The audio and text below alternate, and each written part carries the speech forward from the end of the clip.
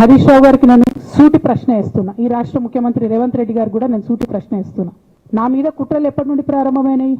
ఎప్పుడైతే హరీష్ రావు గారు రేవంత్ రెడ్డి గారు ఒకే ఫ్లైట్లో హైదరాబాద్ నుండి ఢిల్లీకో, ఢిల్లీ నుండి హైదరాబాద్లో ఒకే ఫ్లైట్లో వాళ్ళిద్దరు ప్రయాణం చేసి వచ్చినప్పుడు హరీష్ రావు గారు రేవంత్ రెడ్డి గారి కాలు పట్టుకొని సరెండర్ అయినాక ఈ కుట్రలు స్టార్ట్ అయినాయి.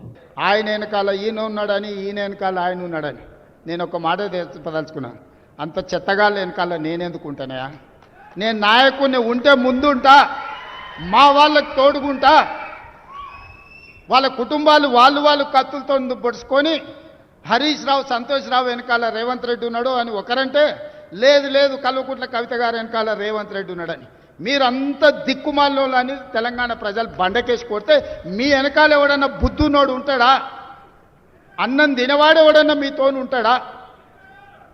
నేను ఉండేది పాలమూరు జిల్లా 4 కోట్ల తెలంగాణ ప్రజల వెనక ఉంటా, తోడుంటా, వాళ్ళ కోసం పని చేస్తా.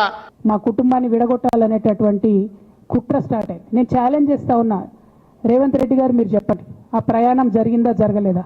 కేసీఆర్ కుటుంబం నికార్స్గా బరిగీసుకొని కాంగ్రెస్ పార్టీతో రేవంత్ రెడ్డితో కొట్లాడుతున్నాం కాబట్టి మా మీదనేమో కుట్రలు జరుగుతాయి, మా మీదనేమో కేసులు పెడతారు. దయచేసి మీ వివాదంలోకి, మీ కుటుంబ పంచాయతీల్లో, మీ కుల పంచాయతీల్లో మమ్మల్ని లాగకండి. మాకు ఎలాంటి ఆసక్తి లేదు.